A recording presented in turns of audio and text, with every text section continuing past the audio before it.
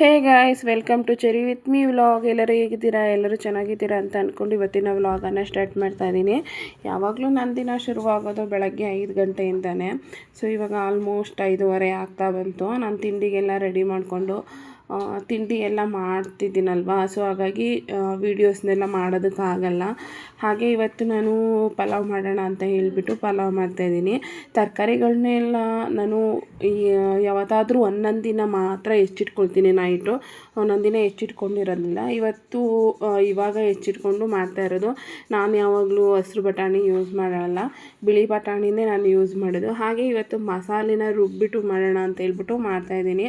ಯಾವಾಗಲೂ ನಾವು ಮಸಾಲೆ ರುಬ್ಬಿಟ್ಟು ಮಾಡೋದಕ್ಕೆ ಹೋಗಲ್ಲ. ಹಾಗೆ ಯಾಕೆ ಅಂತಂದರೆ 5 ಗಂಟೆನಲ್ಲಿ ಮಿಕ್ಸಿ ಸೌಂಡ್ ಮಾಡಿದರೆ ಅಕ್ಕಪಕ್ಕದ ಜನ ಹೆಂಗೆ ಬೈಕೊಳ್ಳಲ್ಲ ಅಲ್ವಾ, ಅದಕ್ಕೋಸ್ಕರನೇ ನಾನು ಮಸಾಲೆನ ಬರೀ ಶುಂಠಿ ಬೆಳ್ಳುಳ್ಳಿ ಪೇಸ್ಟ್ ಮುಂಚೆನೇ ಮಾಡಿಟ್ಕೊಂಡಿರ್ತೀನಲ್ವ, ಅದನ್ನು ಹಾಕ್ಬಿಟ್ಟು ಅಷ್ಟೇ ನಾನು ಪಲಾವ್ ಮಾಡೋದು.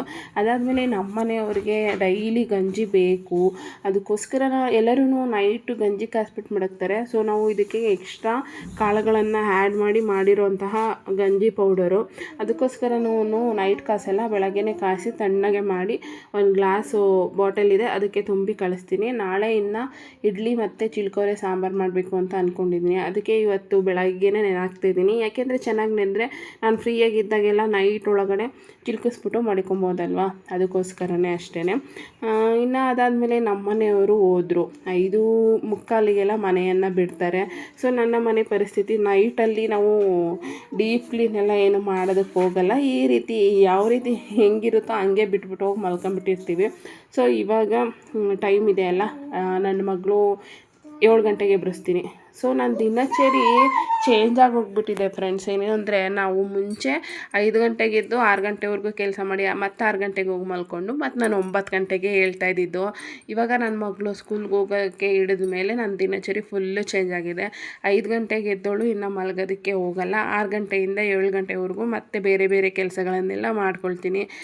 ಮನೆ ಒರೆಸೋದು, ಪಾತ್ರೆ ತೊಳೆಯೋದು, ಈಚೆ ಕಡೆ ಹೊರಂಡ ಎಲ್ಲ ಕ್ಲೀನ್ ಮಾಡ್ಕೊಳ್ಳೋದು, ಈ ರೀತಿ ಎಲ್ಲ ಕೆಲಸಗಳನ್ನು ಮಾಡ್ಕೊಳ್ತೀನಿ. ಮುಂಚೆ ಆಗಿದ್ದಿದ್ರೆ ಎಲ್ಲ ಎದ್ದು ಎಲ್ಲ ಆದಮೇಲೆ 9 ಗಂಟೆಯಲ್ಲಿ ಹಾಲು ಕಾಪಿನ ಕುಡಿದ್ಬಿಟ್ಟು 10-11 ಗಂಟೆಯಲ್ಲಿ ತಿಂಡಿ ತಿಂದ್ಕೊಂಡು ಬೆಳಗಿಂದ ಸಂಜೆವರೆಗೂ ಬರೀ ಕೆಲಸ ಮಾಡ್ಕೊಂಡು ಈ ರೀತಿ ಟೈಮನ್ನು ಸ್ಪೆಂಡ್ ಮಾಡ್ತಾಯಿದ್ವಿ.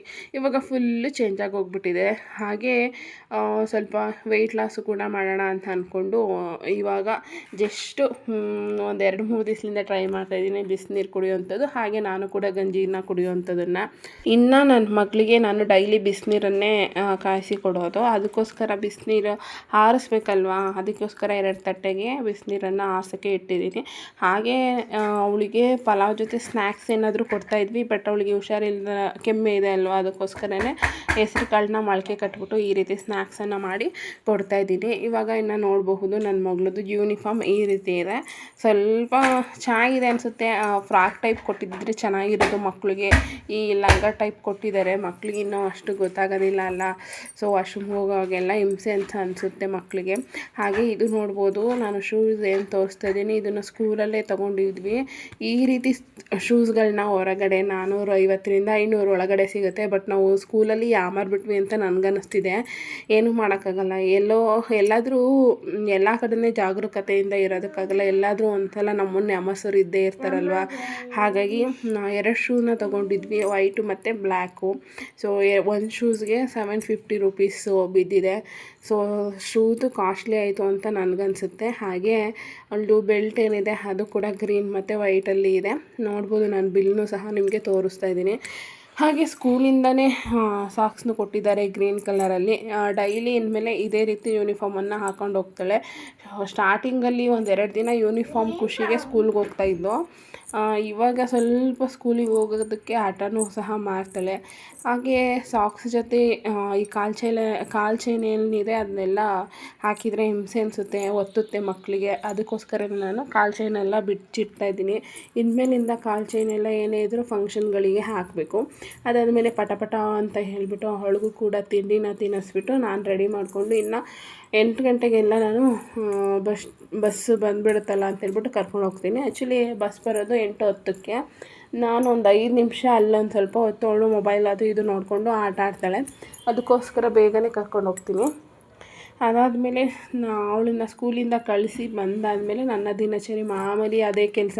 ತಿಂಡಿದ್ದೆಲ್ಲ ಬೆಳಗು ಮತ್ತು ಮಧ್ಯಾಹ್ನಕ್ಕೆ ಅಡುಗೆ ಮಾಡು, ವಾರ ಮಾಡು, ಪೂಜೆ ಮಾಡು, ಇದೇ ಆಗೋಗ್ಬಿಡುತ್ತೆ ನನ್ನ ದಿನವಿಡೀ ಕೆಲಸ. ಸೊ ಇವತ್ತಿನ ವ್ಲಾಗು ಇದಾಗಿತ್ತು.